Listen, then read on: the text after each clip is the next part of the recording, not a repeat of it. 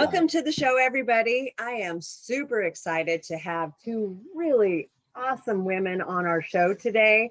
Like-minded individuals that work hard, train hard, and have amazing stories. You've heard about both of them in our previous podcast due to their significant others, but their stories are just as remarkable and amazing. So welcome to the show, Brooke and Katelynn. Hey, thank you guys for having us.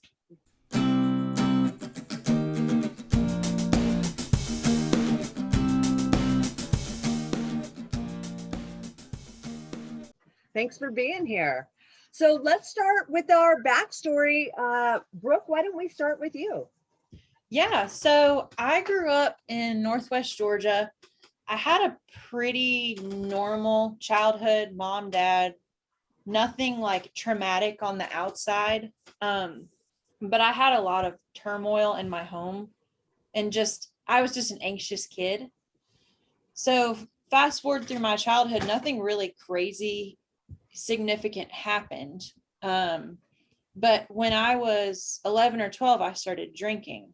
I started stealing my dad's whiskey and putting it beside my bed, and like to calm down at night before I went to sleep, I would get drunk. And then that went to when I was, I think 13 or 14, I got my wisdom teeth out. And that was my introduction to Percocet and opiates. And then that's kind of where my recovery addiction story starts. From there, it was just ups and downs. I think I was fully addicted, like would have withdrawals by 17, 16. Wow. And that's young.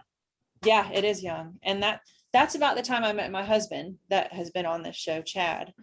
And so we started dating. He said, I fell in love with him head over heels. Like he was the only thing in my story that made me drop the drugs.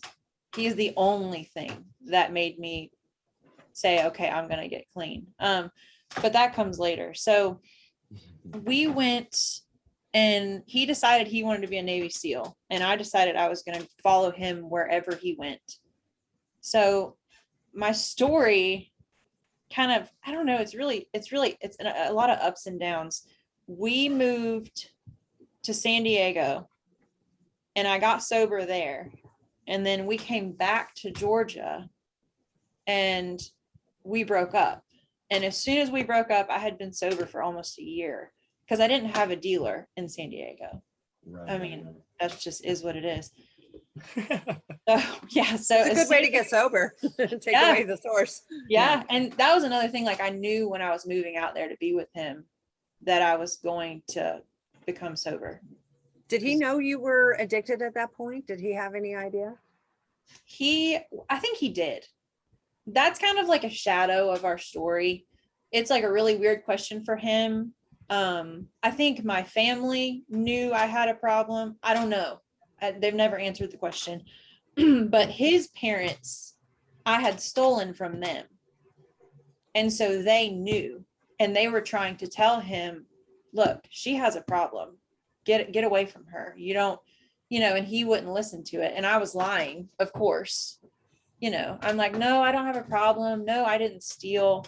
So to answer your question, I think he was in denial. Yeah. So we got home from moving. So we were leaving San Diego and he was getting stationed at SEAL Team 8 in Virginia Beach, Virginia. And I was supposed to go with him, but we fought like kids. And then he, like seriously like kids. And he left me in Georgia. And I had sold my truck. I had sold everything I had gotten sober. So what do you think like the first thing I did when we broke up was? Use drugs. The first thing. I was like, please God, let my dealer still be in the same house. Because I didn't have any phone numbers. And so that sent me, and I'm sure I know a lot of people have this in their story. I picked up where I left off. That year, I didn't lose any ground on my addiction or my using. And that period of my using was the most dangerous and scary. I was mixing a lot of barbiturates and opiates and Xanax and just having a lot of really near misses. And do you guys say the drugs on your podcast, or do y'all try not to? Okay. No, yeah, we totally talk about them. Yeah. Okay, cool. Oh, You were probably just very fortunate they didn't have fentanyl back then. dude. I think we all were. Yeah. Yeah. Look, when fentanyl came out, I have several instances that I can think of, because when I was in it, what was big was Roxy's 30s. And that's what I did. And a lot of times they would sell me these weird little things that weren't Roxy's, and they're like, they're fine. And I would take them, like, no questions asked. Is this going to get me high? Great. So I would have been the perfect candidate for fentanyl. Perfect. Oh, yeah. That's true. Oh, yeah. I mean, gosh, we just got lucky that we're in a different time, you know? Mm-hmm. That's all it is. 100%. Yeah. You see so many people coming in that literally believe that they're doing Percocet, like they're doing Roxy's. Mm-hmm. Addicted to fentanyl, overdosing, dying. Yeah, we've seen a lot of deaths, a lot of overdoses. They think they're getting oxy and it ends up being fentanyl. They didn't even know it. They call them super 30s here. Do they Super really? 30s. Yeah, because I done one before, and I was like, that was not a 30. Yeah. Yeah. But At now the time, you're like, people, that was a super 30. That's crazy. Yeah, it was that they terrible. call super 30s, man. Yeah. No, that's crazy. That just reinforces how lucky I got to be out of the game at that point. Like, but to keep going, so when I was at home, Chad had left me. I was heartbroken and back using. And there's a lot of stuff in that time frame. It was almost 2 years. That was the worst of my using. That was like me acquiring sugar daddies and going out and just really dangerous, dumb stuff. Right. Stealing, just the normal. I don't see any reason to go into detail of that. But unless you guys want me to. But hey, so, short story, whatever you feel comfortable sharing. yeah, I mean, that's pretty much the gist of it. I was a waitress, obviously fast cash every evening. And yeah, I would just had multiple sugar daddies that I would push to the limit before I had to have sex with them and hope they didn't kill me. And then when I realized that like that string was done and I was either gonna have to have sex with them or they were gonna quit giving me money, I would just ghost them. Yeah. And so I was just in a perpetual cycle of that and restaurant work and stealing. And then I was visiting and hooking up with my now husband, Chad. Like when he would come back to visit from the military, we would hook up, but we would act like we didn't like each other. We would be like, you're just really good at sex. That's the only reason. Like we both played it off, even though we were both still, playing hard to get. Absolutely. Yeah. So, and at that point, he didn't have any indication of my using. And so I went up to visit one time to Virginia and I got really sick, and it actually wasn't related to drugs. I don't know what it was, but I had a bunch of Suboxone, the little, their little strips. I had those in my wallet. And when I went to the hospital, Chad was looking for my ID and he found those. Uh-oh. And of course he did a Google and was like, what the hell? What are you doing? And when we got back, somebody texted me and said, do you got any rocks? And I was like, oh, because I had told him, I was like, no, I just was trying to weasel my way out of it. Like I'm not addicted. I'm not using. I have those I forgot what excuse I used. But so he knew at that point that I was tied in with drugs, but he didn't know what was going on. So I left. A few months later, I went to visit again. I don't know why he didn't kick me to the curb at that point. That's beyond me. And when I went to visit, he asked me to move in. And then I had a decision to make, because if I moved to Virginia, I was going to start clean like when I moved to San Diego. I was going to not have a dealer, not have a connection. And I ended up deciding to do it. And I was there for, I think, a few weeks, and I used Suboxone to kind of taper, and I still had to withdraw. And he was a SEAL at the time, so he was gone all the freaking time. He was never home, and I didn't know a soul. So I don't know where the idea came from, but I started doctor shopping. I just wasn't done. Yeah. And you were So alone. I was absolutely alone. Yeah. Yep. So that took me through 2012 to 2014. And I started mixing opiates, Xanax. I think I was taking like Percocet, Tramadol, Klonopin, and Xanax all at the same time. And I ended up like having a few instances where I went to bed and I didn't wake up for like almost 48 hours. Or I didn't remember, like I never moved out of the bed. Wow. And that scared me enough to be like, oh crap. Like and it's funny. The only thing that really pushed me to want to stay alive was Chad and me had gotten this dog. And I'm not going to cry. Before he left, he was like, we're going to get you a dog so you have someone to be with. Yeah. And those couple times that I guess OD'd is what it was. She had like crapped all over the place and she was just pathetic. And I felt so guilty about not taking care of the dog. Mm-hmm.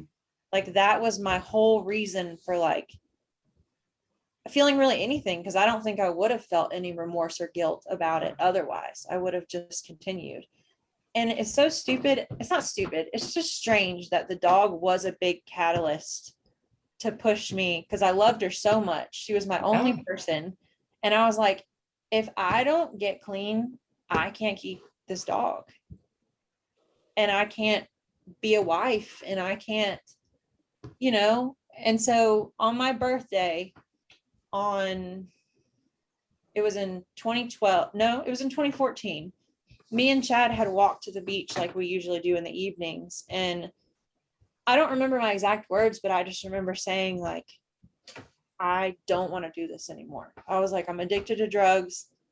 This is not what I want. I've tried to quit. I tried to quit, I'm sure y'all, like a million times. Mm-hmm. I would like ration out my pills. I bought one of those locked piggy bank things that went off with a timer. Yes, man. Like I did everything to try to quit. And of course, like it never worked. So I told him I had a drug problem, and neither of us knew what to do.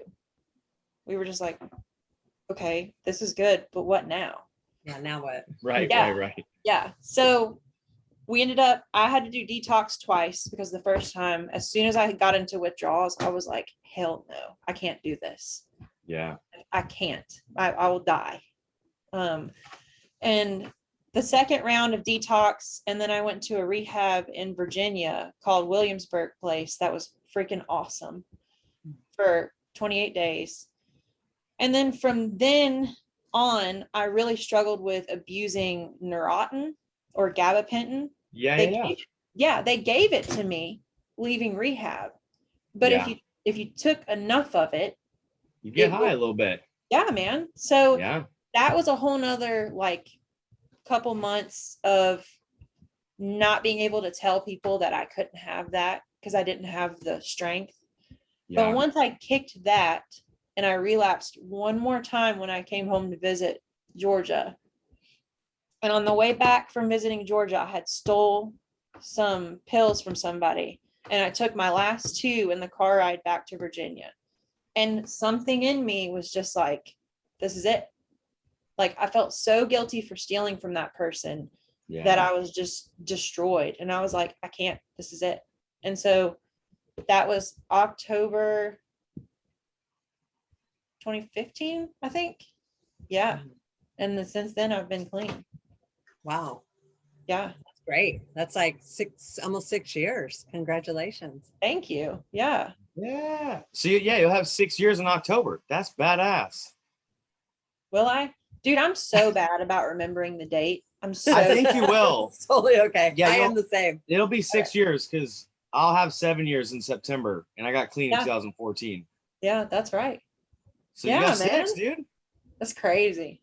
No, That's man. crazy. When you quit going to NA, I started forgetting. Like when I was going to NA, I was like on point. Like I'm 91 in 3 hours, you know, 91 42 minutes. Yeah. No, Yeah. like Same. yeah. We got sober with a different modality, and we never counted the days or times. It just wasn't part of it. So, and anytime people ask me, I'm like, well, I kind of was still using the first year, but then pretty much from that point, I literally don't have a date because it just wasn't. It wasn't a thing. But you know, it's been a while. Yeah. That's the first time I've told that story too. So I feel like I can improve it a lot later. It's all uphill from here. No, I'm just kidding. Yeah, right. No, seriously though, that was, I mean, to like condense your story is like already a difficult task. Telling your story is super difficult because it's so emotional, like you said, with the dog. It's like you start telling it and then you're like, oh man, like I'm starting to get the feels, like all this stuff's coming up. But I think, well, so I guess what I'm trying to say is that you did an amazing job. Yeah, you did. Thanks. That was Thank you. fantastic. If you were to improve on it, I mean, shit, that'd be hard to do. That was well done. But I did want to make one comment on the dog because that was just the sweetest thing ever. And I think what it was making me realize, because I wouldn't say I'm a new dog owner, but I probably got a dog like 3 years ago, and I was never a big dog person. But so being sober and then having this dog, it was like I could experience like unconditional love with the dog. And it sounded like that's what you had. Like you, with that dog, it was just this like unconditional love, and like love was like the driving force to get sober. And Absolutely. so beautiful.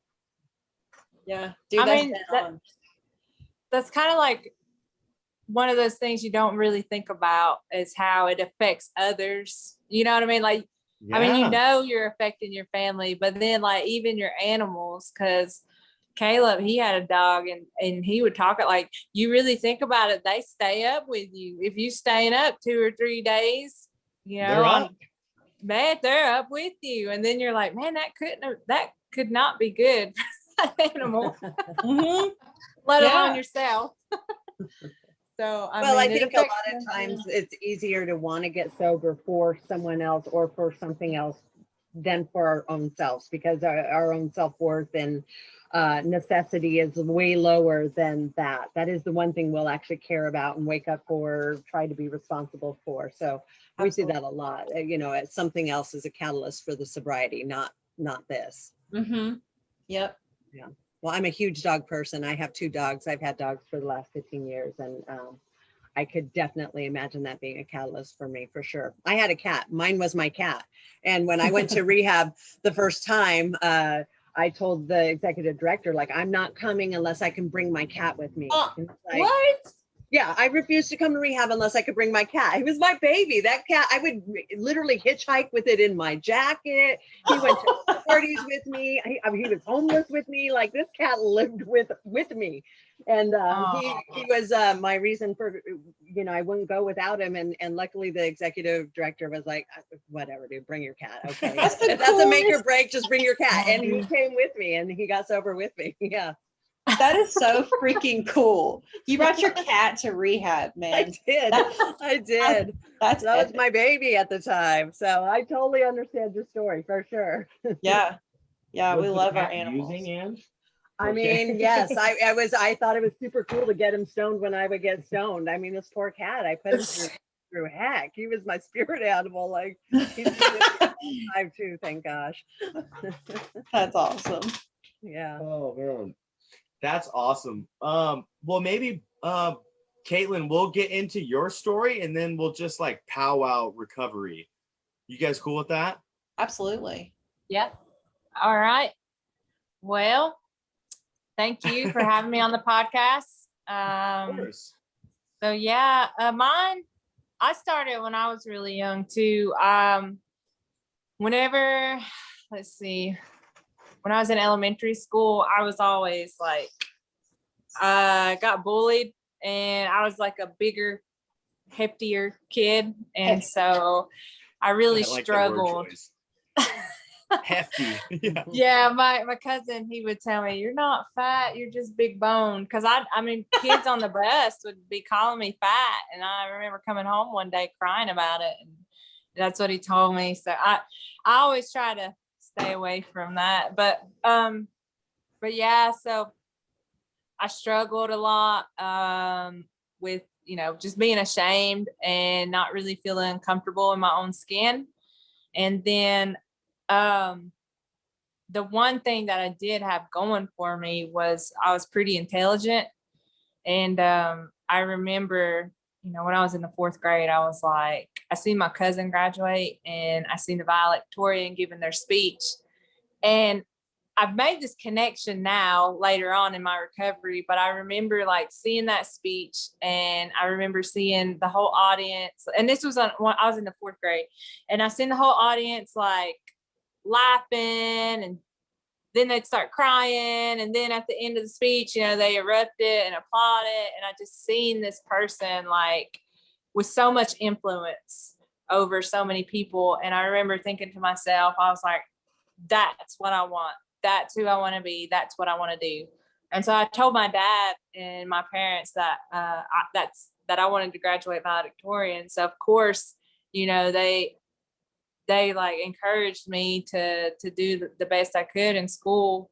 Well, when I was 12 years old, I went on this leadership camp, and that was the first time I ever smoked weed.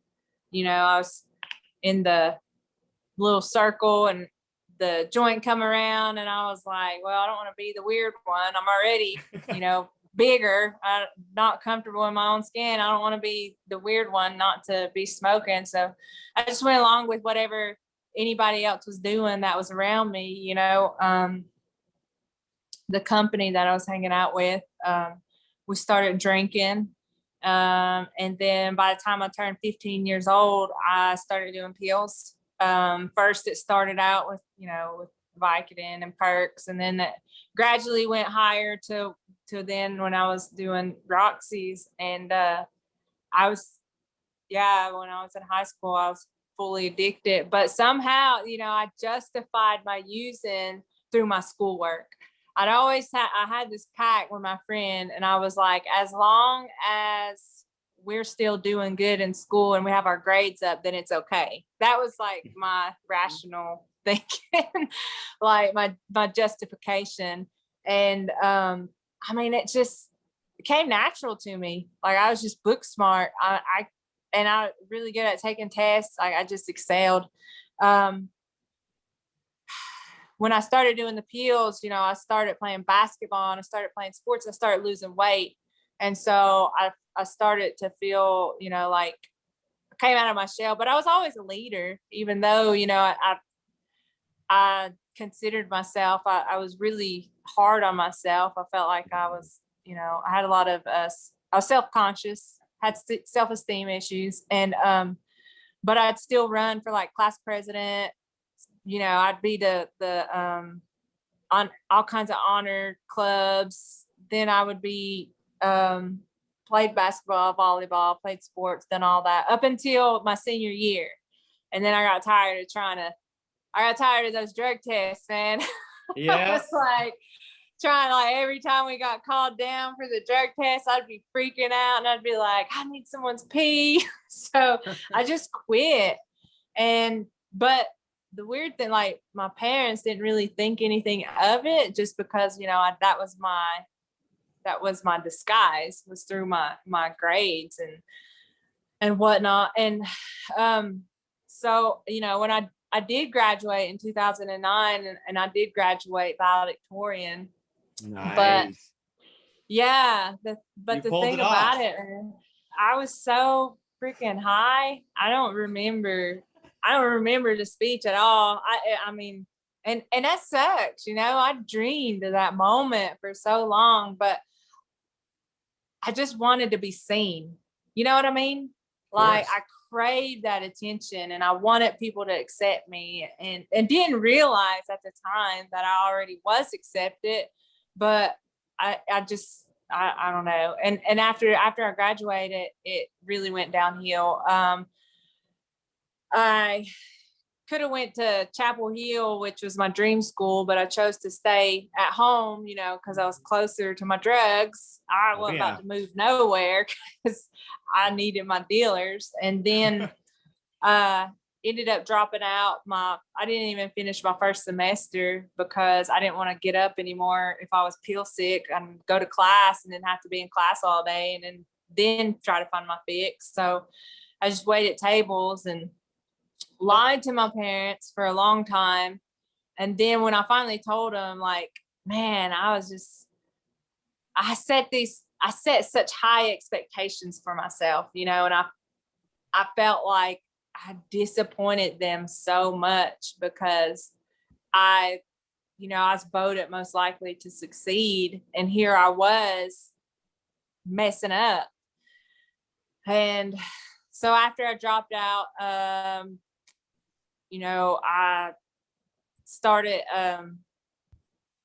finally got fired from a job, you know, because I started stealing out of the register and trying to not only provide for me, but provide for the freaking douchebag no, I shouldn't say that, but just providing for the guy that I was with. And you know, it's led me to stealing and trying to get a fix for all of us. And then whenever I got fired, I just started stealing. Like you said, Brooke, you know, I started stealing from stores. Dude, I was boosting. It was nuts. Like I was boosting like 30 cases of beer out of Walmart at a time. Like I would load up the cart and I'd push 3 carts out. And what? Yeah, it's insane. It caught me some felony charges now. But felony, that means it had to be worth more than 10 grand, right? Yeah. Well, they let it build. I did it for like a month straight. I do not know why I didn't get arrested sooner, but they let it build up. They let it just accumulate. Yeah. They watched you each time and said, "We'll wait till she steals enough." Like they didn't stop you. I don't know if they just watched me, but to let it build up that much in the video footage. But yeah. Wow.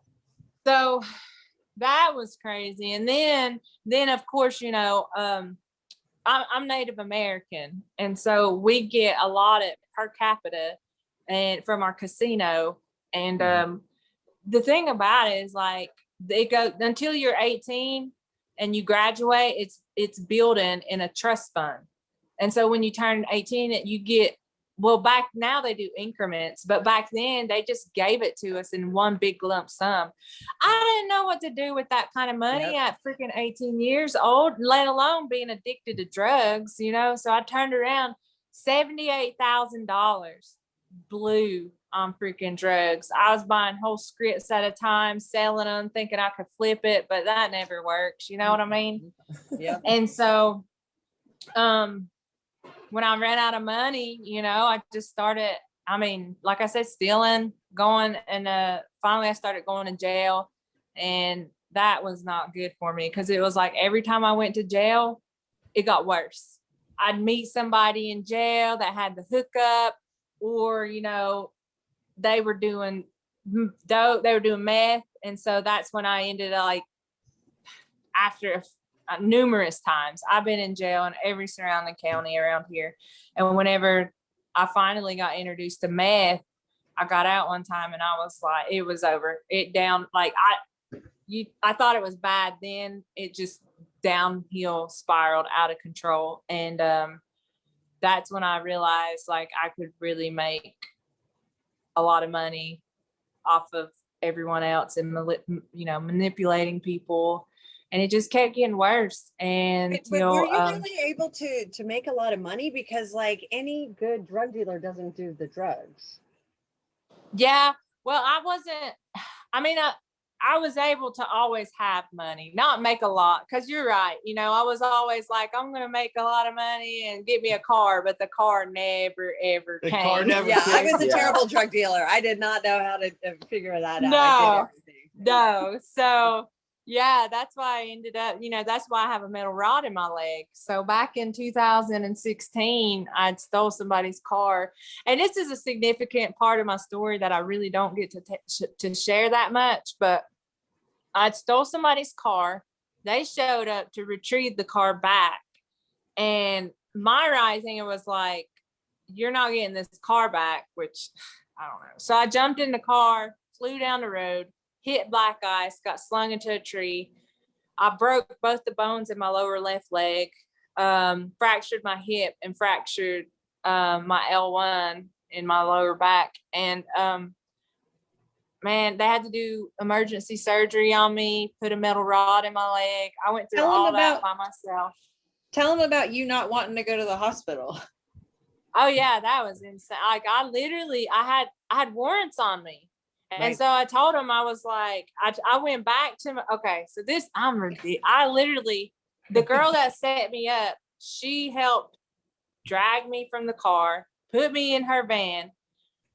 And I was like, if you take me away from this scene, this accident scene, I'm going to give you I'll pay you some dope. And so she takes me back to where the whole thing started.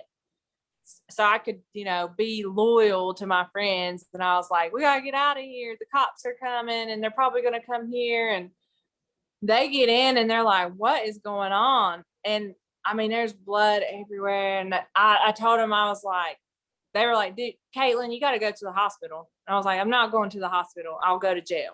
Like I just freaking was flying down the road, stole somebody's car. And I'm probably have warrants on me. I'm not going. And I told him, I was like, if I'm going to the hospital, you're taking me to Georgia and I live in North Carolina. It's just the madness of it, like it makes no sense. But it seemed So to make finally- perfect sense back then. At that moment. Exactly. Yeah. Luckily, one of them had some sense and was like, no, you're going to the hospital. We went to the hospital in the next town over. And yeah, they did emergency surgery. And I went through that by myself. It was 3 days later, I was was coherent enough to be able to tell my mom that I was in there. And like, I was in so much pain that I remember a nurse, I woke up one time, was in a turtle, like the hard back brace. It looked like a white turtle shell that you Velcro on. My leg propped up and I was like, where am I? And I'd wake up screaming throughout the night in pain. And I remember this nurse, she was just bawling because she was like, I'm so sorry, honey. I know you're in pain, but they knew I had heroin I was doing heroin by that point. And so that blew up really big here. And so she told me, she was like, we know that you have that in your system, so we can't give you anything because we're scared that it'll cause you to overdose. And so I just went through the pain. And even that wasn't enough. I got out from the hospital. As soon as I knew, I was like, the first thought that went through my mind was, I'm going to be able to get pills prescribed to me for the rest of my life. That was the first thing. Yeah, I was like, I'm legal beagle now. I can just go to the doctor's office and get my own script. Oh gosh. Yeah. And so now, after that, literally, I was in a walker. And as soon as they taught me how I could get up and down steps, I was like, I'm out of here. I got to go. I know y'all are going to prescribe me some pills. Let's move this, get this bus rolling, And after that, I went to prison. I got indicted for trafficking. The stuff that I had on me, they had it on the jail premises. So I ended up having to do some prison time. And was that that from was the accident, the stuff you had on? no, Oh, okay. no, different this time? was after. Yeah, this was after that. Probably about 6. Yeah, it was probably about 6 months after that, 5 or 6 months, because I was still limping in prison. I remember there's this song, it's so dumb. I was like, it was something stupid. I would say like, oh, that's not a limp, that's my gun walk. It's ridiculous. I thought I was a thug. I did. Oh man, it was so. I mean, you kind of were a thug at the time, you know. Yeah. You were walking or limping the walk. I thought I was, but yeah. So I went to prison. The thing, and you know what? I can honestly say, when I went to prison that time, I only caught I caught one person, and that's that really, I would say, was my downfall, because all they talked to me about was the struggle, the mud, telling me about what was going on out there, giving me the, stuff I didn't need to hear. And I mean, my mom, she was always there for me. She was always supporting me, always there trying to help however she could. And I told her, I was like, Mom, I really want to do it this time. And she'd heard it. She'd heard it over and over. Every time I went to jail, she's the one that was always there. And she never gave up on me, never. And I stayed at her house maybe 2 days, and then I took off, and then it just happened so fast. I was on parole, and I knew when I left, I just automatically was like, I threw everything away. So screw it. I'm just going to keep messing up, Mm-hmm. And, it happened so fast. I had an old warrant in my hometown. And so, I got arrested. Didn't call my mom, because I was like, she's going to kill me. And my parole officer put me back on parole, and I started selling drugs again. And like I said, I just started doing heroin during that time, because that's what everybody was doing. They weren't doing pills anymore when I got out of prison, and it got really scary. I can't tell you how many times I overdosed, but right there at the end, the last time I went to jail, 2 days before I went to jail the last time, I overdosed twice in one day. Wow. I overdosed that morning. I woke up in a bathtub, and my friend, he was crying. He's like, please, everybody called me Red back then. He was like, please, Red, please don't do this anymore. Like, promise me you're not going to do this anymore. And the first thing I'm checking is like, are my drugs there? And I was like, it scared me. And I was like, okay, I'm not going to do it.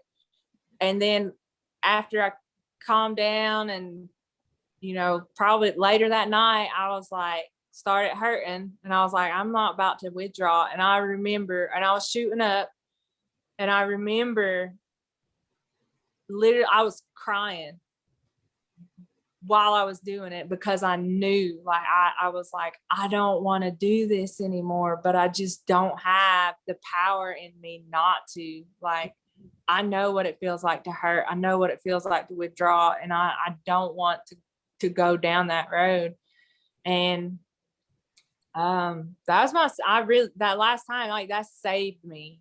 When I went to court 10 minutes late, and they set my bond way too high, and I was like, well, I'm not getting out this time. And then they sentenced me, and so I done my time, and then got out on house arrest. And that time, though, it was wild, because the same girl that I was talking to in prison, she got out and was in drug court. And so when I talked to her this time, all she was talking to me was about going to meetings, she talked to me about going to her family, and just how good life was. You know what I mean? And I was like, gosh, I freaking want that so bad. And I want it. I've been wanting it for years and years. I just never heard anybody that I was surrounded with want the same thing. And for the first time in my life, I really believe that God works through people, and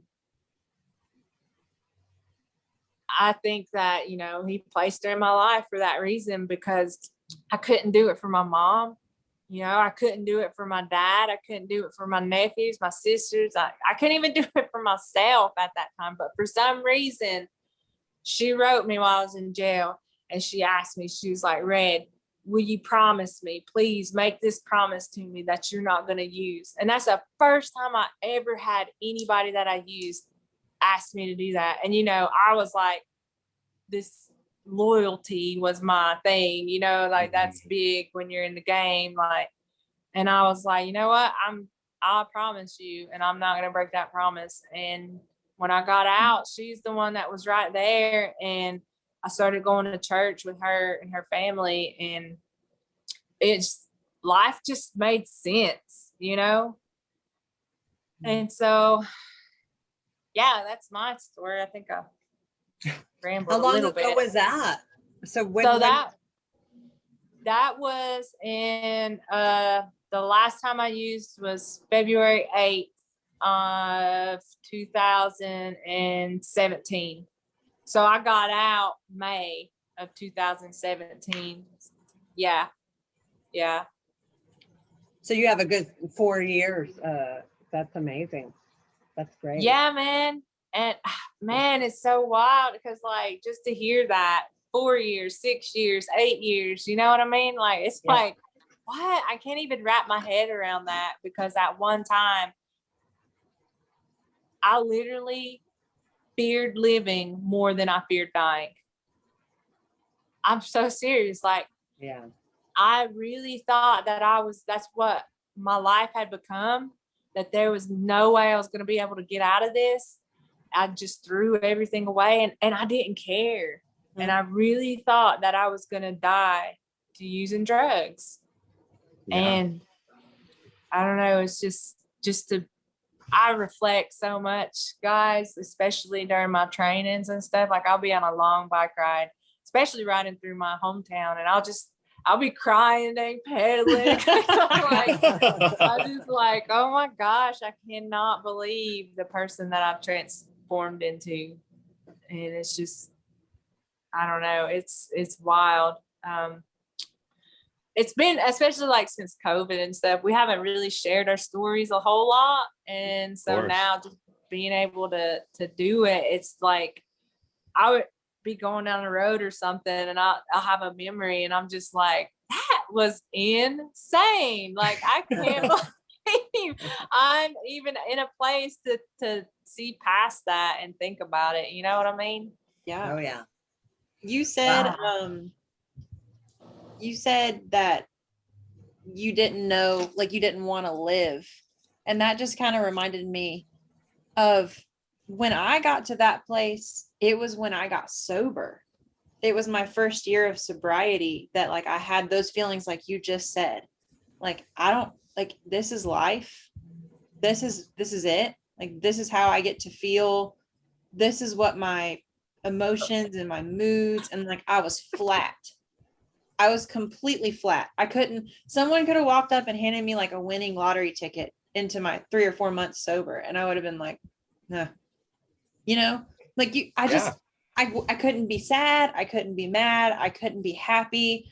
And that's where I was at. What you just said, I was I don't know if I can do this. And I was sober. And yeah, that's just funny. That was no, it's so tough. It's leaving that lifestyle.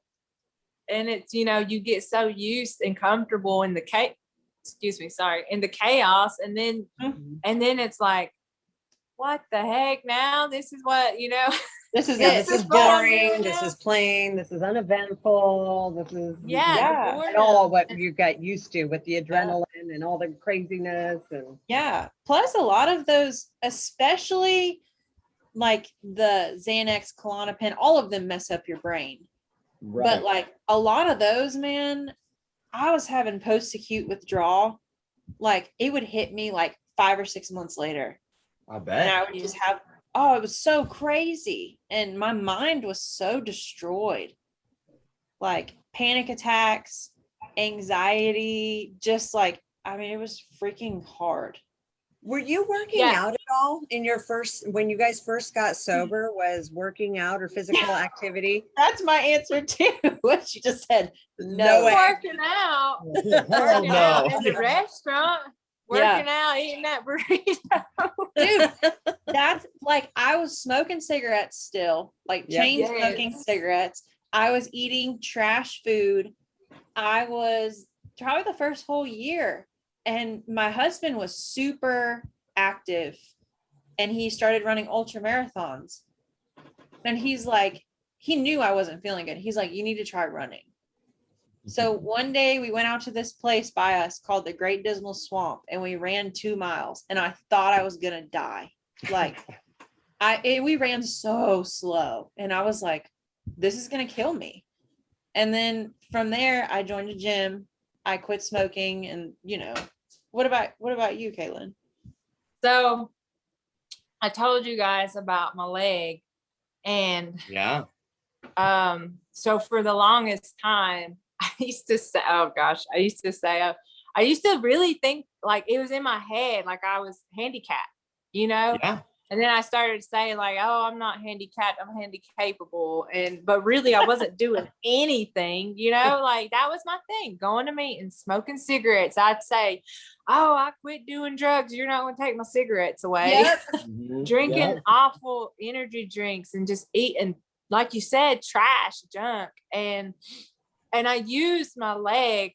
I used it as a crutch. You know, I didn't want to do anything active. Heck, probably the last time I ever done anything active was in high school, you know, up until I quit playing basketball and playing sports. That's the truth. Because I was not a runner. I didn't run from the cops. If you were going to arrest me, you were going to get me.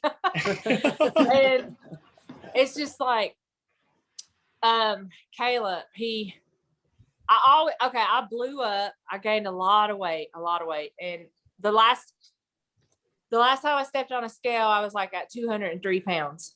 And I was like, I never had been that big. And I was like, what the heck? And so I was in that shame again. And I was like, hated looking at myself in the mirror again. And like you said, I was like, this is what I got clean for. Yep. Yeah. And I just, Kallup, he would ask me like he's so, gosh, try being married to that man. But he goes deep and he'll like put things in perspective for you. And I had the goal, like I'd always in my group therapies, my SAT, like my substance abuse treatment classes, stuff like, you know, they're big on setting goals.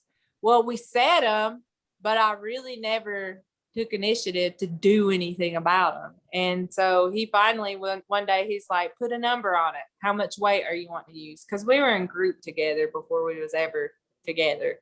I really I did not like him in active addiction. I'll just go ahead and say that. Like he said the same thing, and that just makes me so happy knowing that you both said that. He was like, dude, she did not like me, but I kept trying, you know? I did not. I was like, look, he's one of those ones like you tell the person, you're like, leave them, you just come. You just come pick up, don't bring him. But he's persistent. I'll tell you that. He encouraged me, and finally I was like, you know what, you're right. I keep saying I want to lose weight, but I ain't doing a dang thing about it. And so the first time I went to the gym and got on a treadmill, I did half a mile, and I called him and I was like, guess what I just done?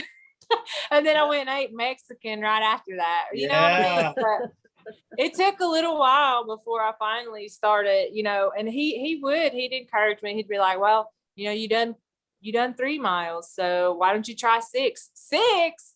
God, just be happy I done 3.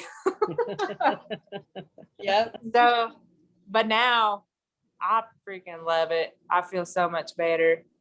And I lost 50 pounds. And after I lost the 50 pounds, I was like, there's something more to this, you know? So active or being active is a huge part of my recovery. Mm-hmm. I love that. Yeah. And I think a lot of us got sober in a similar manner where physical health, I mean, just being sober was good enough. And unfortunately for women, like, you know, for myself, I was a meth user. So getting sober meant putting on that weight.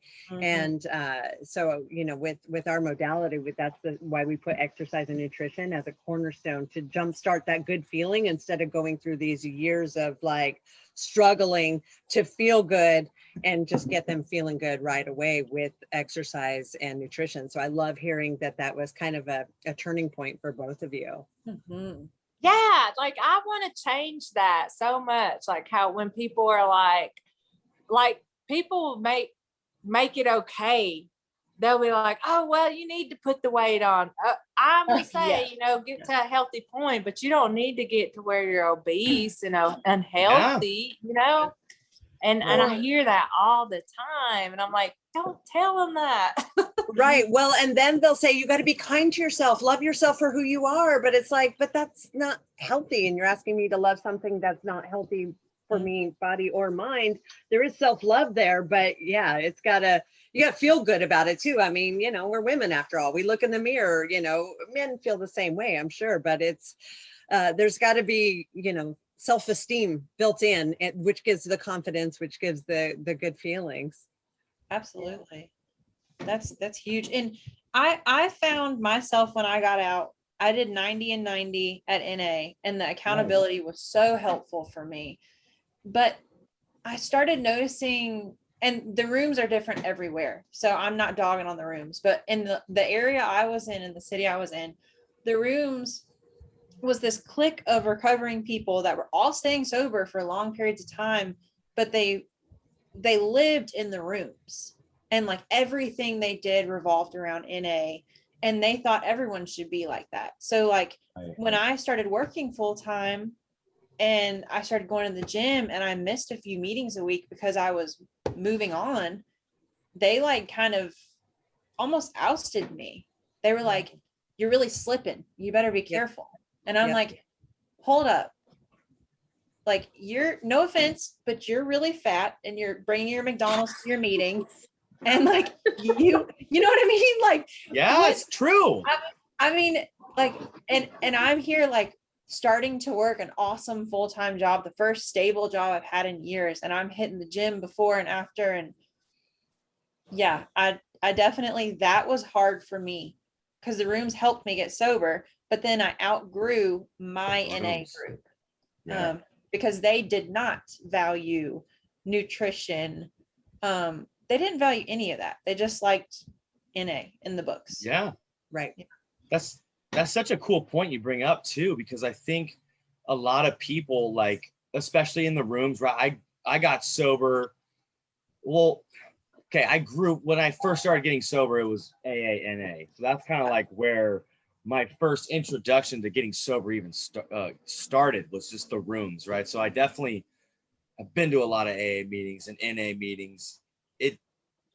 That's besides the point. My point that I was going to make though was in the rooms, it's kind of can be this like projection, like however they got sober is how you need to do it, and there's no other way. And it works, like you said, it worked for you, it worked for me at certain points, but the next step isn't really talked about sometimes, like the moving forward, what does that look like? And so hearing you say that is so cool, because I know a lot of people that experience that, where when you get done with the steps, what do? Oh, you do them again and you do them again. Absolutely. So that can be unhelpful for people too. So I like that you brought that up, because I felt the same way. Go through the steps and they just say, go through it again. Yeah. Don't touch that living sober book yet. You're not ready for that. Yeah. You know, don't do this. Like you said, they would just be like, go through the steps again. No. And create almost a new codependency. You know, absolutely. If you don't come back to this group, you're not going to stay sober. If you don't come to a meeting, you can't be clean. Like, and any sign of you like trying to move on or improve is like, no, come back. You can't do that. Absolutely. Yeah. Yeah, that happened to me too. I had somebody pull me aside one time and was like, I think I went I went back for like a year, or went back to get a chip. There we go. And I hadn't been coming, and they pulled me aside at the end and was like, you really need to be coming. You're gonna, I think he said, he was like, I've never seen anybody like leave or stop coming and be successful. And I was just like, how you gonna take my inventory first? Yeah. Or like, but I you're 1 year understand. sober.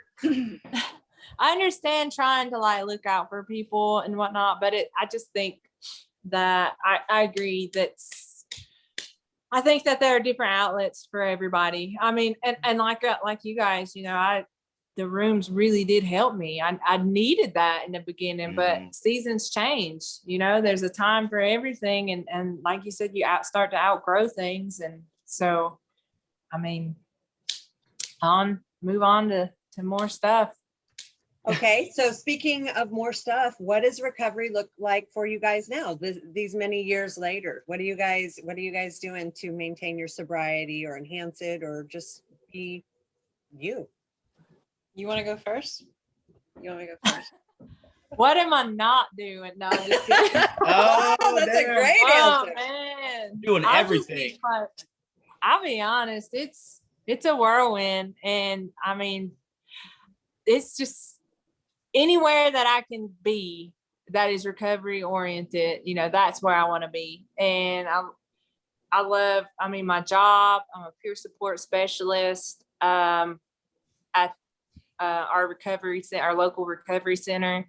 So each and every day I'm going out trying to help others navigate their recovery, or even engage in recovery, So do a lot of outreach work, and that always keeps me humble. That always holds me accountable. I'm always put myself out there trying to be an inspiration to somebody, because I really like to help people. Me and Caleb, we're trying to open up, I'm trying to quit. I'm going to stop saying try and can't. There we go. I am going to words create worlds. I'm going to use more powerful words. We are opening a men's transitional home. We have a nonprofit called Res Hope Recovery and Consulting. We have our podcast. So constantly, staying active. I'm constantly, I do the best that I can with trying to reach out to my support people and whatnot like that. Faith and fitness, huge parts of my recovery. And it's like, Brooke, when you said, when you first got into recovery, the first few months, it was really hard because you were like, well, what the heck do I do now? You know what I mean? And that's the thing, like I'm always trying to tell people is like, your recovery can literally look like anything that you want it to. You have the opportunity to make your life into whatever you want. And man, and you guys do too, Brooke, y'all are doing some amazing things, and we're just constantly trying, doing just the unimaginable. Like I never thought that I'd be training for an Ironman. Or Is I that never what you're thought doing? that, You're training for an Ironman? Yeah. That's amazing. Yeah, That's amazing. Caleb. No. he's very well, and I'm thankful for it. Like he's seen that I love to do something. We done a sprint triathlon on our honeymoon, and I loved it. I love ultra running. I love to challenge myself and overcome adversity, but at the same time, like I love triathlons because I like the transitions of it. And he was like, encourages me. It kind of like really like pushes me to sign up for I signed up for Ironman Chattanooga, which I'm training for. I'm going to do that in September. And I've just like, it's so wild. I was telling him that the other day, like just the new confidence that I have in myself, because I know that like I'm putting in the work. Like I'm putting in the work in my recovery. I'm putting in the work in my training. I'm putting in the work at work, and I'm just like, as hard as I went using drugs, I put that same effort into what I'm doing in my recovery and what I'm training for now. And I mean, we ran to Oklahoma, biked the Pacific Coast Highway, just doing, meeting Chad, Wright, and Brooke. Like, what the heck is even happening? Like, it just blows my mind. But it's like, we don't settle, Amen. I just can't do it. I love it. Can't settle. I love that. So before we get Brooke's sobriety, I just have one question that I'm dying to know, and I wanted to make sure I ask it. When did you finally start liking Kallup? Like, what happened? When did that transition occur? Was it flowers? Was it a song? Was it the fitness? Like, how did he finally hook you? He just walked in the door, so I can't be telling it. No, I'm just kidding. Darn it. I should have asked it earlier. I don't even really like him now. No, I'm kidding. I love him. I do. Okay, I'll tell y'all about the first time we hung out. Oh my gosh. So, because I kept him at a distance because, he has his own stuff he's healing from. And he's always a ladies' man. And I didn't want to be one of those girls, Oh, and, yeah. So I did the same card, Brooke. I did the play hard to get kind of thing. And I just literally thought that he was just trying to get in my pants for one. And I just like, no. Well, when I finally went down there, he kept saying, just come watch a movie with me. Come watch a movie with me. And we talk about this, like when we share with the kids that when we do our speaking in schools. And that's funny. They'll always be like, well, what movie did y'all watch? And neither one of us don't remember. And they're like, yeah, sure. You watched a movie, but no, he really was like, he was a straight up gentleman. And I mean, he freaking read to me. I get down there, he sit there, he pulls his two little recliner things together and he grabs a magazine. He's like, you care if we read for a minute before we watch the movie? And he hands it to me, and it's on the front of it, it says The Science of Addiction. Oh my God. And I was like, that's when I knew. I was like, yeah, we've been placed in each other's lives for a reason. But no, we just hit it off. And it started, I really genuinely wanted to support him and the things that he was doing, because like I could see like he had that same desire that I did. And so yeah, I fell for it. I fell in love. Yeah, it sounds like a good thing to fall for sure. You could have done a lot worse. Yeah, he's a good one. And Brooke, you from the time you met Chad, you knew he was the one. So I did. Bit of a different story there. I did. We both did. Like we both knew. We both were just being really stubborn, because we both are stubborn. Yeah. Yeah. Goes with the territory. It really does. Yeah. I haven't met someone with addiction issues that wasn't stubborn. Like, Absolutely. I don't think it exists. Like, I think you have to be stubborn to become addicted to anything. Like, it's just territory.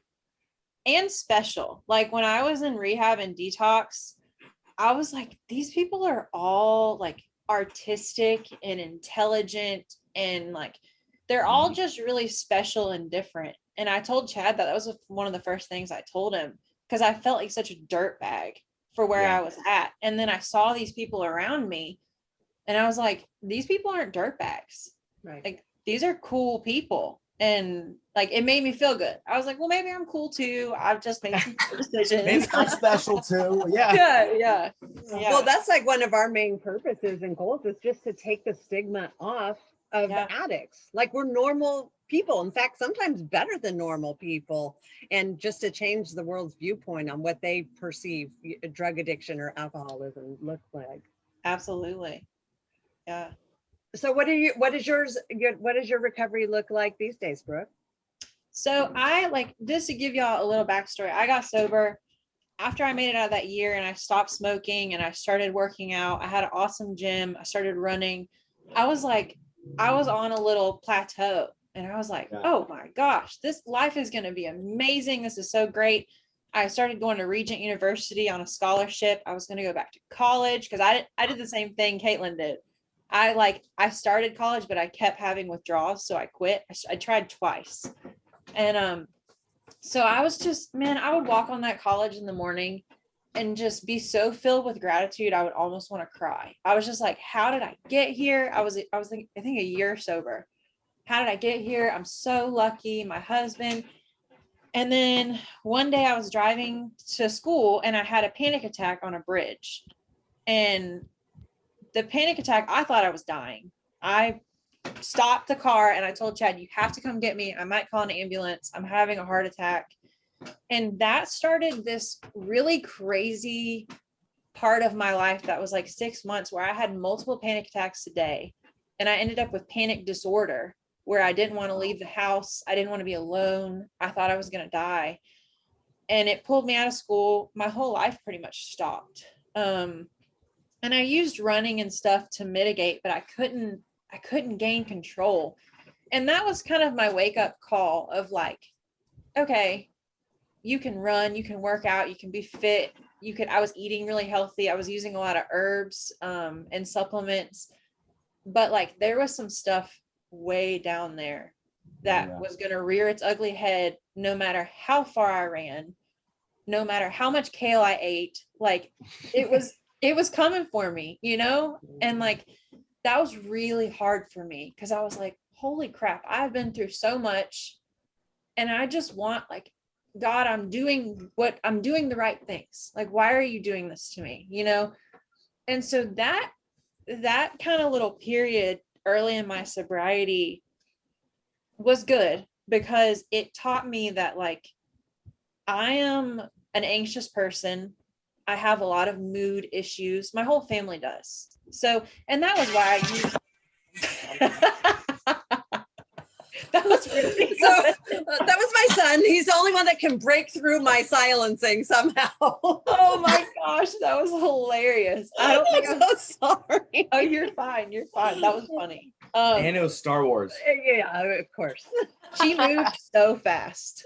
Yeah, That that's fast. That was epic. But yeah, just that all of those things became a realization. And I was like, if you're going to live a good life sober, you're going to have to be intentional about everything. Like you're not going to be able to be one of those people who can just coast, you know, like do okay and coast. Like you're going to have to be on top of your diet. You're going to have to go to therapy. You're going to have to be constantly checking with yourself and seeking. And even now, 6 years, almost 6 years sober, I guess you guys told me. Yeah. It's just this constant like ebb and flow, like my life and my mood and my environment can stay pretty consistent, but it's just something about me that just I ebb and flow. And like I have these really good times and then I have these really hard times. And so to tell you guys that like sobriety looks like for me managing that. And I'm still learning how to manage those things. And I do it the same thing. Just that's what I'm trying to balance is food.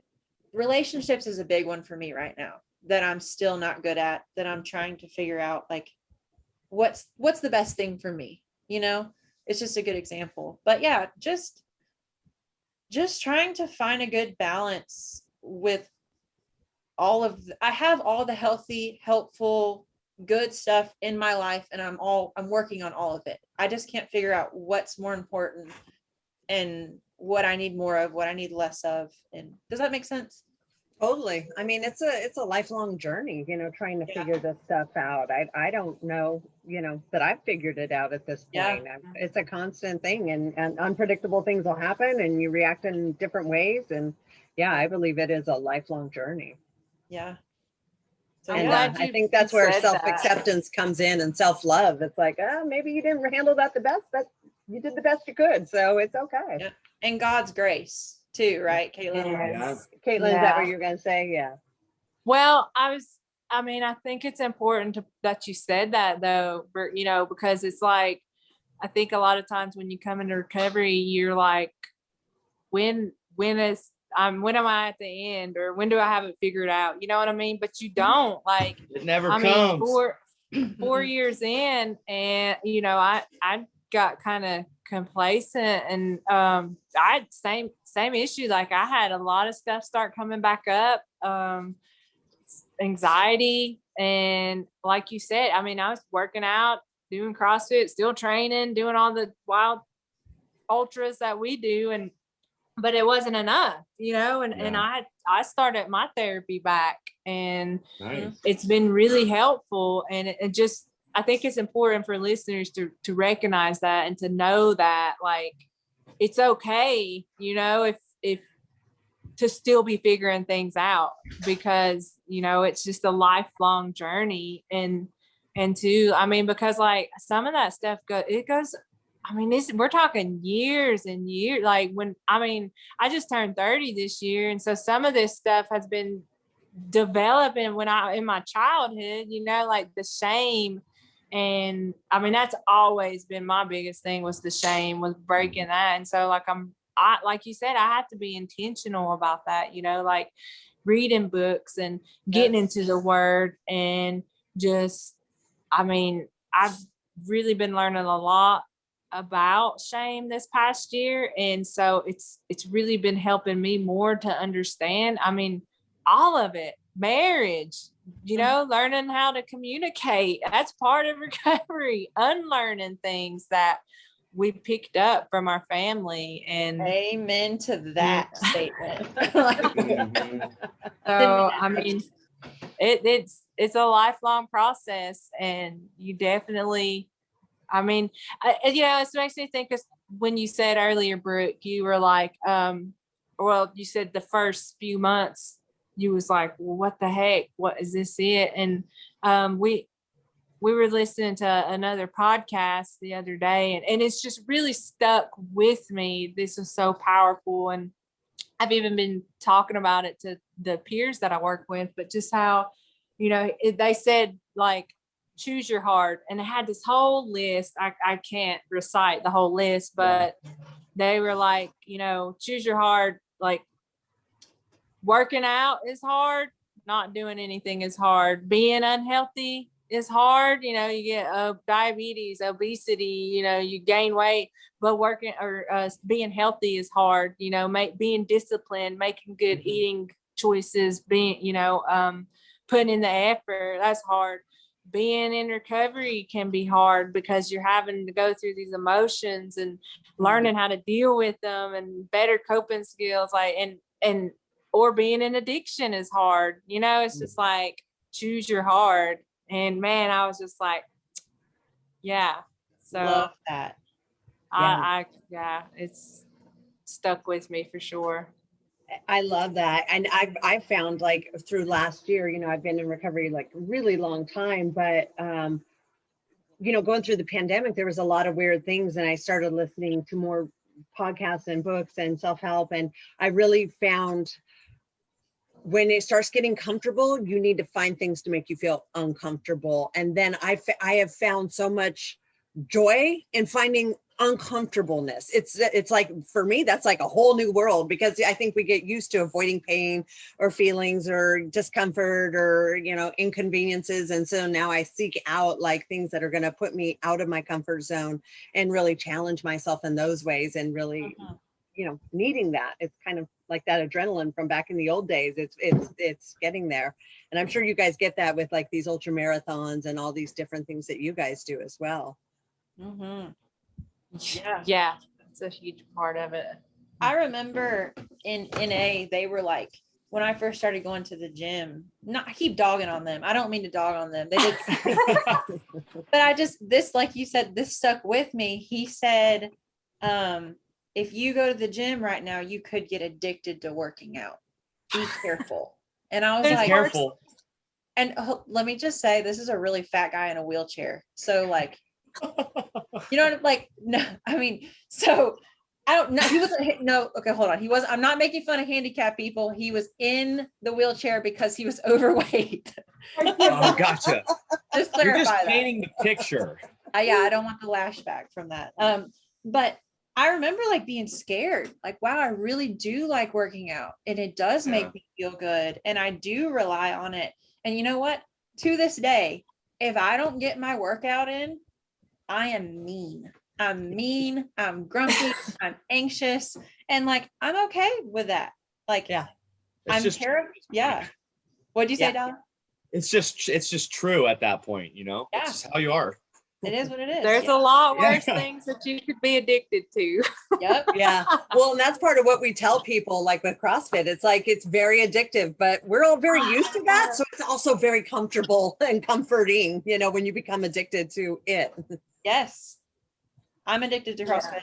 I admit it. I'm Me too. addicted to CrossFit. We just I started. really love it. That's not why we're all on the show, but we do share that for sure. Yes. Oh my God. Yeah. I would so love to do a WOD with you ladies. That would be the best of the best. We should do that. Yeah. As Yeah. hot as it is here right now, y'all buy me a plane ticket. I'm there. Okay, deal. I'm there. I'll bring you guys out here. You said 50 degrees. Is that what you said? Yes. I mean, right now it's about 70. It's kind of warm. I'll Oh pull my up gosh. I'm pulling up Taylor the just weather said, right let's now. do it. I was off. I'm sorry. Oh, you can't see it, but it's 63 right Get now. the What? And I'm sweating. Yeah. can't stand y'all. No doubt. It's a nice ridiculous place. here. Yeah. The low is 54 and the high is 65. So it's just a 10-degree swings in the next 24 hours. Hey, I've been tempted to just quit my job here lately. So Go move to Northern California. Yes, Let come me out know. here. I will say that when we bite the Pacific Coast Highway, that was freaking tough. And we were not prepared for that. I tell you what, Caleb was like, we're going to California. So like I don't even know why I brought a sweater, honestly, because it was during the summertime. And all I brought was short shorts and, tank tops. And I wore that sweater all the way from the Canadian border, all the way halfway through freaking California. That one sweater, because it was freaking cold. Oh yeah, And that fog windy. rolls in and it's like it cools everything off like 20 degrees like that.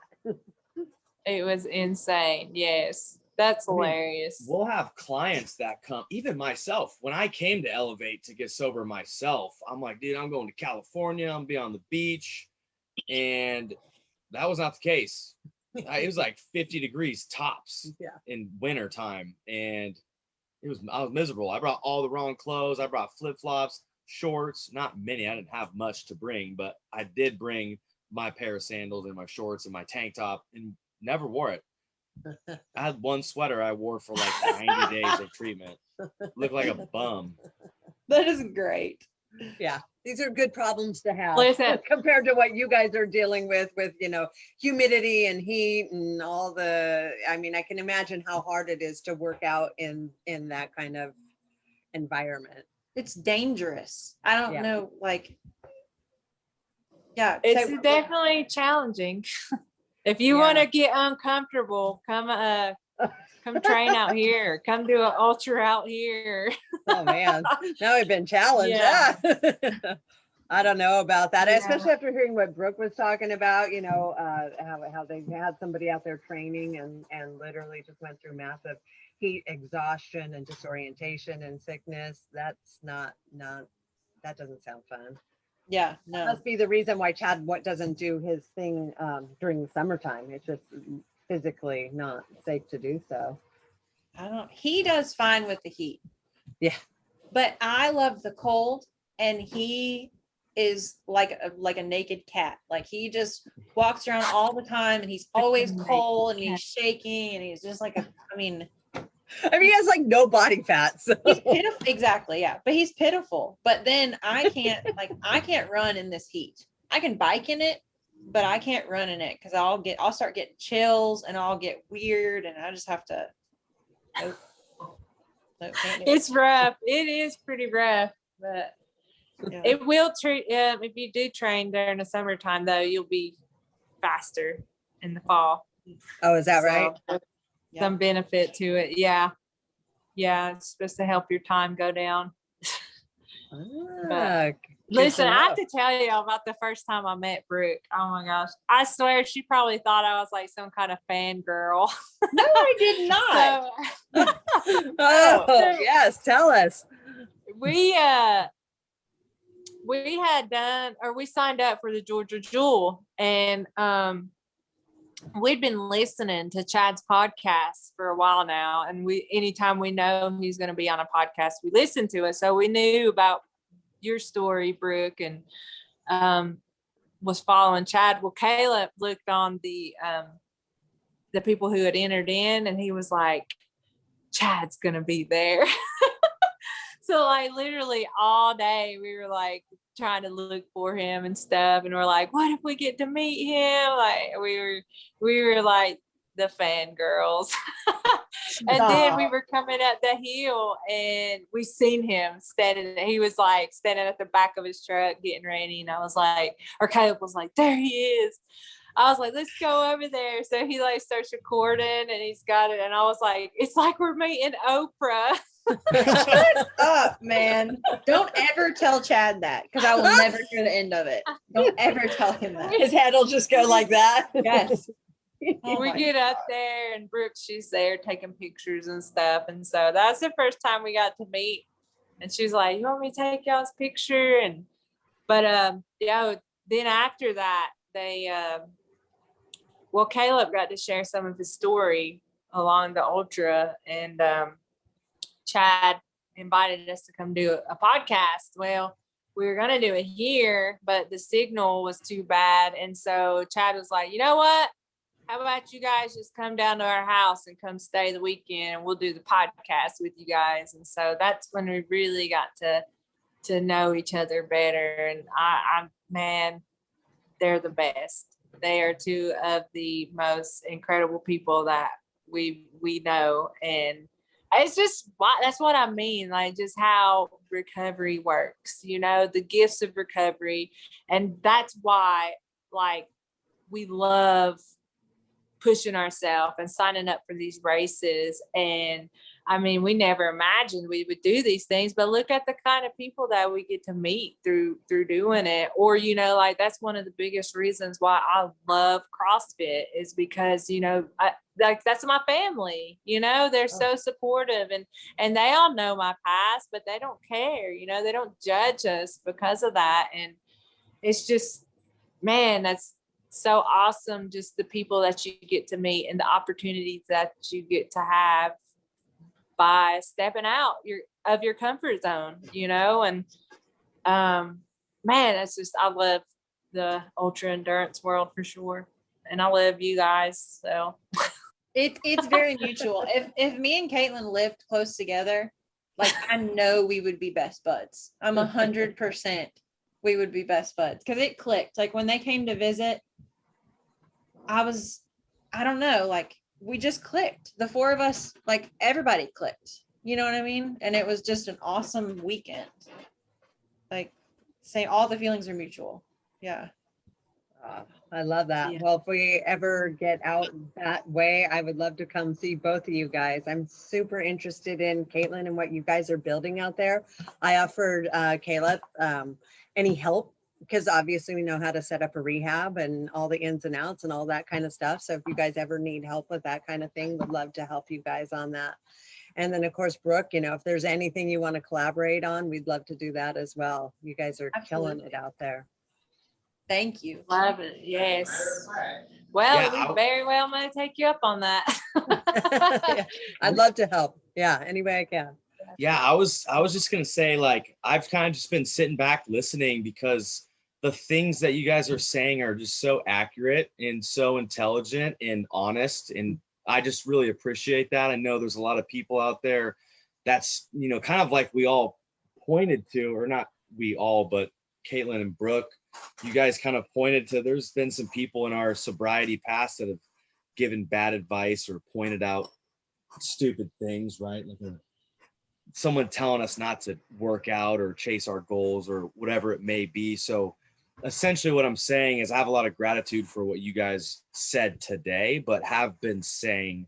I did listen to your guys' 3 of 7 podcast with yours and Caleb's story and Brooke and Chad talking about recovery. And it's accurate and it's honest and it's real, and people need that shit. So I just appreciate you guys for doing that. Thanks, man. Yeah. course. Yeah. I think Go the ahead. more we can all talk about it and the more we can get it out there and the more, mediums and platforms that we have to do that, maybe the more people that'll want to get sober, because they'll realize there's ups, there's downs, but you stick with it long enough, or you put in these successful actions of fitness and working hard and staying busy, and it's not a miserable experience. Like you can actually enjoy sobriety and be around amazing people that are like-minded and doing the same things. Just like our whole worlds used to be surrounded with everybody who used. Like I literally thought every person on the planet used, because that was my entire world, was everybody around me. And then it was like, once I got sober and started getting into healthier groups, I realized that's not the majority, and there is super cool people that aren't part of that world. Mm-hmm. Yeah. Yeah, it's like the saying, show me your friends and I'll show you your future, It's true. That's a good one. Well, do you ladies have any parting advice, wisdom, thoughts, or anything else you'd like to share with our listeners? I would say don't set expectations, set goals, and don't look for the unicorn. Like know that, and I'm mainly talking to people that are new in sobriety. Don't look for the unicorn. You know what I mean? Celebrate the small victories. If you have a good day or a good few hours early in sobriety, celebrate that. But don't let that become an expectation. Like I'm kind of one of those people, y'all can probably tell. I'm more of like a realist than I am an optimist. So I just, it would have helped me to know more about the lows of sobriety as well as the highs. Yeah. Yeah. Well said. Thanks. What I would say to somebody is, well, number one, first and foremost, just to realize that you have a purpose, that you're valuable and worthy, and that once you start to rediscover who you are, and step into that purpose is such an incredible feeling. I want to encourage people to do that, and that your recovery can look like it's your recovery. Like it can look like whatever you want it to. And it doesn't have to be like my recovery. I'm not saying that you have to do what I'm doing or, anything like that. But I do want to encourage people, just like we talked about on here, how we get very narrow-minded and think that there's only one way or a certain way to do this. But it's a lifelong process, and it really is a journey, and it ebbs and flows, and you're going to have your days, but that's just where, have those supports in place, reach out, do what you got to do. And I just want to really inspire people, like, to do more, like, don't settle. You know what I mean? Like, I would talk about going to California and doing stuff like that when I was a kid. But it was almost like when I said it, I never really truly believed that I would do it. But now, after living the type of life that I have, like, there's no reason why you can't. Like, just go out there, explore, see the world, travel, say yes. Don't put limits on yourself. Get out there and believe in yourself. Like, you can be on the next level. Don't limit yourself to only being here. Like, there's no reason why you can't be the people that you're looking up to. You can be that person. So don't ever set a limit on yourself. You just motivated the crap out of me. Yeah, Let's same. do this. Same. Woohoo. Seriously. That was a mic Caleb drop. would Dude, say, that was "I a just mic read drop. That was a mic drop. I had like one more question. I'm like, oh, but how do I ask that after that? That was such a great point. Doesn't matter. Doesn't matter anymore. I know. Okay, but this one is a fun one. I think you can all appreciate this one. What's your favorite CrossFit movement? When you see it in a workout, you're like, yes. Cleans. You like cleans? Mine's I love between cleans. box jumps and deadlifts.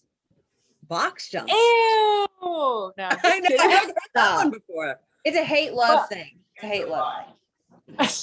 The Echo bike. No, I'm just playing. Hell no. Oh my gosh, man.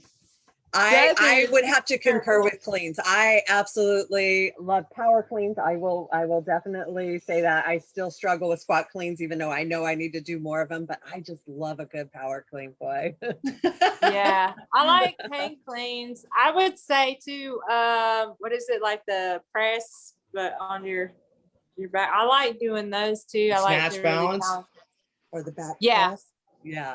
Yeah, but I think my reason for not really enjoying box jumps is just because my leg, like it jars yeah. my leg, you know, but I get in there and do them. It's crazy. I used to hate burpees. Literally, if Caleb told me to do burpees, I would complain. But now I would rather do burpees before I do that assault or echo bike. That's like riding through mud. Yep. I've definitely learned to love burpees as well. I used to hate them. They would tax me so hard cardio wise. Like I just cannot keep up, but now I don't mind them. I'm like, burpees. Okay, that's fine. I'm the same. Yep. Yeah. How about you, Del? It's hard. But what gets me, I won't miss a workout with muscle ups. I'll go just to do those. That makes me. Yeah. I love those. Of course, because he can do My them. favorite too. You know, I can do like 5 of them. Not. And